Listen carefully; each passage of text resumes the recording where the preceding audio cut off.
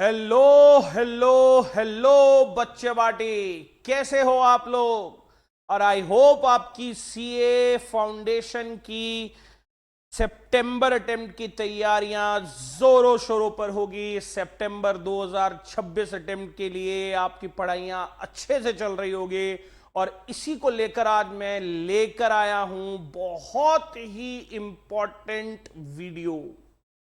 Sir, किस बारे में है ये वीडियो? बेटा, ये वीडियो है मॉक टेस्ट और पीवाईक्यू स्ट्रेटेजी को लेकर।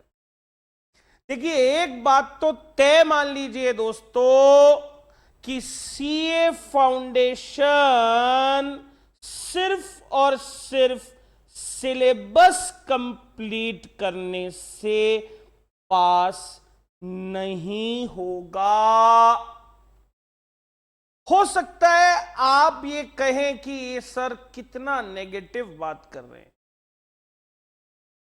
पर बेटा जीवन की सच्चाई हमेशा कड़वी होती और सच्चाई यही है कि अगर आप ये सोच रहे हैं कि एक बार मेरा कोचिंग में कोर्स हो गया और मैं सिर्फ घर पर बैठकर उसको सिलेबस को कंप्लीट कर लेता हूं और प्रैक्टिस छोड़ देता हूं, सिर्फ जाके उसको पढ़ लेता हूं, याद कर लेता हूं और एग्जाम में चला जाऊंगा, आप अपने साथ बहुत गलत कर रहे हैं। प्रभु की इच्छा हो, क्या पता हर रोज मंदिर में जल चढ़ाने का शिव जी आपको कोई आशीर्वाद दे दे। इस स्वरूप शिव जी के आशीर्वाद से पास मानना आपको, अपने आप को, अपनी मेहनत से नहीं। क्योंकि मेहनत से अगर पास होना है तो केवल सिलेबस कंप्लीट करने से पास नहीं होगा, उसके बाद रिवीजन लगेंगे और रिवीजन के साथ साथ प्रैक्टिस लगेगी। और प्रैक्टिस करने के लिए आपके पास दो चीजें बहुत काम की है दोस्तों, जिसमें से एक तो है पीवाईक्यू, पास्ट ईयर क्वेश्चंस, जो आईसीआई की वेबसाइट्स पे अवेलेबल है। और इसके अलावा दूसरी चीज जिसका यूज आप कर सकते हो वो है आपके मॉक टेस्ट। जी सर, तो आज की क्लास में मैं आपको सीए फाउंडेशन क्लियर कैसे करना है इसकी स्ट्रेटेजी नहीं बता रहा, इसके लिए हमने वीडियो ऑलरेडी डाली हुई है। आप आई बटन पे क्लिक करके वो वीडियो देख सकते हो दोस्तों। आज की वीडियो में स्पेसिफिकली मेरा फोकस रहेगा आपको यह बताने पर दोस्तों कि जब हम मॉक टेस्ट करते हैं तो ज्यादातर बच्चे क्या गलती करते हैं। सर, मॉक टेस्ट करने की भी स्ट्रेटेजी होती है क्या? जी हां, होती है। तो कल को आपके साथ भी ऐसा ना हो जाए बच्चों कि आपने 10 मॉक टेस्ट लिखे पर फायदा एक का भी नहीं मिला और फिर आप रायते की बाल्टी ढोल दो अपने मेंटोर्स पे कि सर आपने तो कहा था मॉक टेस्ट देके जाओगे तो पास हो जाओगे, मैं तो 10 करके गया फिर भी पास नहीं हुआ। अरे पर भाई तू करके कैसे गया ये भी तो देख। तो अगर आप भी चाहते हैं कि मॉक टेस्ट अच्छे से हो और हर एक मॉक टेस्ट जो आपने दिया है उसका भरपूर फायदा आपको अपने फाइनल सीए फाउंडेशन के एग्जाम में मिले, तो इस वीडियो को लास्ट तक देख लेना। 3 मिस्टेक बच्चे कॉमनली करते हैं मॉक टेस्ट देते समय। पहला, मॉक टेस्ट देते हैं, एनालाइज नहीं करते। यही फर्क आ गया। देखो क्या बोला मैंने, मॉक टेस्ट देते तो हैं पर एनालाइज नहीं करते। सर मतलब क्या? मतलब ये कि आपने एक मॉक टेस्ट अटेम्प्ट किया। जी सर, अटेम्प्ट किया। फिर उसके बाद आपने उस मॉक टेस्ट को इवैल्यूएट करके उसमें आंसर दे दिया और आंसर देते ही आप नेक्स्ट मॉक टेस्ट की तरफ मूव हो गए। यही गड़बड़ हो गई सर। अरे सर, आपको यह भी तो देखना था कि आपने जो मॉक टेस्ट दिया उसमें सपोज आपके 60 नंबर आए, तो भैया अगर तुमने 100 का अटेम्प्ट पूरा किया था तो नंबर 60 कैसे आए? मतलब ये 40 नंबर कहां गए 40 नंबर? तो जहां तुमने 3 घंटे लगा के मेहनत से टेस्ट दिया, तुमने 30 मिनट का एनालिसिस ही नहीं किया। करना था ना? जी सर। तो सर एनालिसिस कैसे करें? बेटा हर मॉक टेस्ट को देने के बाद आप देखो कि आपकी गलतियां क्या हो रही है और एक लिस्ट बनाओ। कॉन्सेप्चुअल गलती कहां है, कॉन्सेप्चुअल गलती कहां हुई है और क्लरिकल गलती कहां है, सिली मिस्टेक्स कहां है। सिली मिस्टेक्स चल जाएगी, कौन से एरियाज में है वो देखो, कॉन्सेप्चुअल मिस्टेक कौन से एरियाज में वो देखो। फिर क्या करें, देख के लिख ले। अरे नहीं बावलों, अगर कॉन्सेप्चुअल मिस्टेक है तो फिर उन चीजों को क्लियर करिए, पहले कॉन्सेप्ट को क्लियर करिए और जब तक कॉन्सेप्ट उसमें क्लियर ना हो नेक्स्ट पे मूव ना करें। हाँ या ना? और सिली मिस्टेक्स का ध्यान रखें। जी सर। हाँ जी।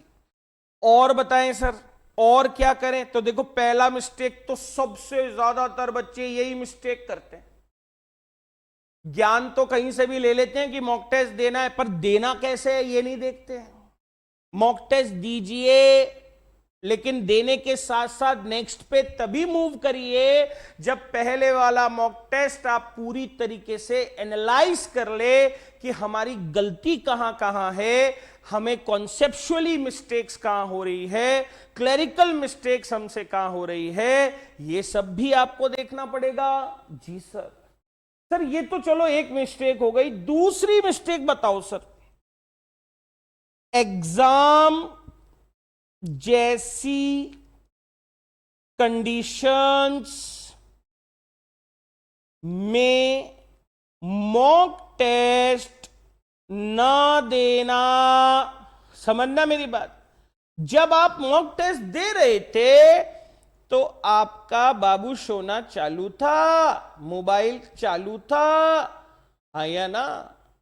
तो भैया आपने 2 क्वेश्चन करे, फिर बाबू सोना कर लिया, फिर 2 क्वेश्चन करे, फिर व्हाट्सएप पे चैटिंग कर ली, फिर 2 क्वेश्चन करे, फिर मम्मी से फोन लगा लिया, चाय मंगा ली, कॉफी मंगा ली। बेटा आई एम सॉरी, क्या ये रियल लाइफ एग्जाम सिचुएशन में होता है? नहीं सर। तो फिर यहां भी नहीं होना चाहिए था। क्या आप रियल लाइफ सिचुएशन में बंटा पी सकते हो? नहीं सर। तो यहां क्यों पिया? सर इससे क्या फर्क पड़ता है, मैं घर में बैठा हूं, मैंने ठंडा बंटा पी लिया। अरे भैया मेरे, बात ऐसी है, जब आप पेपर देने जाओगे ना तो मेरी बात सुनो स्पेसिफिकली। हर जगह पर, हर एग्जाम सेंटर में आपको एसी मिले जरूरी नहीं है, ऊपर पंखा चलता है। तो मैं तो इस लेवल तक बोलना चाहूंगा आपको, हालांकि ये मेरा सजेशन है, पर फिर भी अगर आपको लगे कि लॉजिक है, बेटा क्वेश्चन टफ, ऊपर से गर्मी या पसीने बहे, आदमी का दिमाग कहीं और ही चल जाता है उस दिन। तो वो दिन की लड़ाई लड़ने के लिए प्रैक्टिस तो आज करनी पड़ेगी ना। जी सर। तो तुम बात कर रहे हो मोबाइल की, मैं कह रहा हूं भाई साहब एसी तक बंद करो, ऊपर सिंपल पंखा होना चाहिए, नीचे टेबल कुर्सी लगाओ, बैठो, टाइमर चालू करो और जितना ज्यादा हो सके एग्जाम जैसी सिचुएशंस क्रिएट करना। कोई डिस्ट्रैक्शन नहीं, 0 डिस्ट्रैक्शन, सिर्फ आप और आपका पेपर। हाँ या ना? तो मोबाइल फोन चालू करके 2 बार 4 बार घूम के आ गए, फ्रिज से पानी पी लिया, ये सब करके मॉक टेस्ट दोगे, उस मॉक टेस्ट का कोई बेनिफिट नहीं निकलेगा, क्योंकि आपको पता ही नहीं पड़ेगा कि आपकी एक्चुअल स्पीड क्या है। और जब एक्चुअल स्पीड ही पता नहीं चलेगी तो आप उस स्पीड पे वर्क कैसे करोगे कि हमें कैसे बढ़ाना है इसे। तो बेटा इन चीजों का भी ध्यान रखो कि कोशिश ये करो कि जहां तक पॉसिबल हो एग्जाम जैसी सिचुएशंस क्रिएट करो मॉक टेस्ट देने के लिए। जी सर।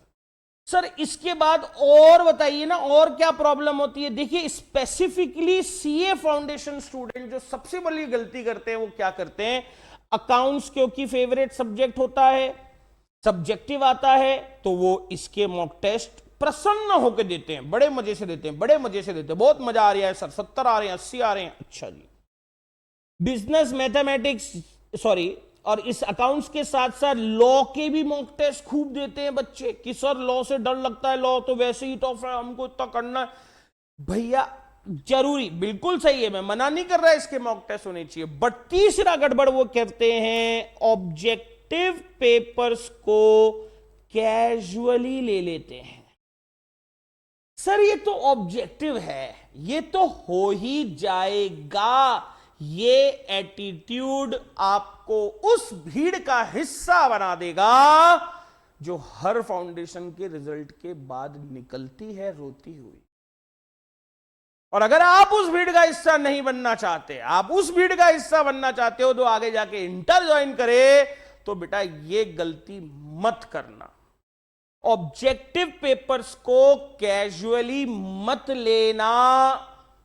ये ऑब्जेक्टिव पेपर भी आपसे उसी लेवल का डेडिकेशन डिमांड करते हैं जिस लेवल का डेडिकेशन अकाउंट्स या लॉ में आपने दिखाया या दिखाया होता है। अब आपको एक बात बताता हूं, ऑब्जेक्टिव पेपर जब आप देते हैं तो वहां बच्चे गैसिंग करते हैं, गैसिंग। तो गैसिंग जब आप कोचिंग में कोई क्लास टेस्ट दे रहे होगे वहां गैस करते होगे, ठीक है, मॉक टेस्ट करते हो तो वहां पर भी गैसिंग करोगे, और जब यहां गैसिंग करोगे तो फाइनल में तो गैसिंग होएगी होएगी। अब गैसिंग होएगी तो बेटा गड़बड़ भी होएगी, और गड़बड़ होएगी तो बेटा नेगेटिव मार्क भी कटेंगे। अरे तो इस बीमारी का इलाज तो यहीं से होना चाहिए ना। तो क्वेश्चन को अटेम्प्ट ना करने की आदत आपको एग्जाम हॉल में जाके नहीं डालनी। क्वेश्चन छोड़ने की जो आदत है, ये आदत कहां से डलनी चाहिए? मॉक टेस्ट से। तो एडवाइजेबल है कि आपको मॉक टेस्ट प्रॉपर तरीके से देने, इवन फॉर ऑब्जेक्टिव पेपर्स। और खास बात किसका ध्यान रखना है? अपनी स्पीड का और क्वेश्चन छोड़ने की कला का, क्योंकि अगर छोड़ना नहीं जानते तो फिर नेगेटिव मार्किंग के लिए तैयार हो जाओ मित्रों, और नेगेटिव मार्किंग के लिए तैयार हो गए तो फिर वही रिजल्ट होगा जो कि होना चाहिए। जी सर। तो बेटा ये जो चीजें हैं जो मैंने बताया, इन सबको आप ध्यान में दे सकते हैं। हाँ सर, तो मॉक टेस्ट में आप 3 गलती ना करें। देखिए मैंने क्या बताया, 3 गलती मत करिएगा। पहला, मॉक टेस्ट दीजिए, एनालाइज करिए, बिना एनालाइज करे अगला मॉक टेस्ट पे ना बढ़े, कमियां निकालो, उस पर वर्क करो, फिर अगले मॉक टेस्ट पे उसको करेक्ट करने की कोशिश करो, फिर उसमें कमियां निकालो, फिर अगले को करेक्ट करो। देखना बेटा आप गलती करना बंद कर दोगे। पर आंख बंद करके मॉक टेस्ट लिखे जा रहे हो, लिखे जा रहे हो, लिखे जा रहे हो, इससे कुछ होने जाने वाला नहीं है दोस्तों। हां सर। फिर मैंने बताया एग्जाम जैसी कंडीशन में मॉक टेस्ट देना। जी सर। और तीसरा मैंने बताया ऑब्जेक्टिव पेपर्स को कैजुअली नहीं लेना। हां सर।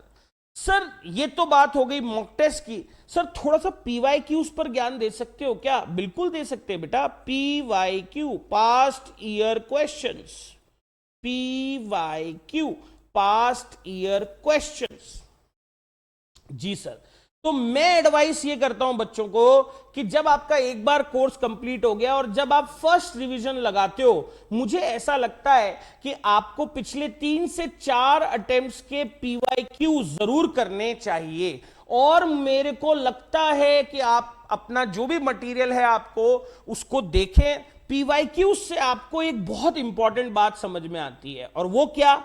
वो बात ये कि आपको ये समझ में आता है कि आईसीआई जो एग्जामिनर अपॉइंट करता है, जो भी हमारा पेपर सेटर है, एग्जामिनर है, जो हमारा पेपर सेट करता है, उसका पॉइंट ऑफ व्यू समझने में हमें मदद करता है।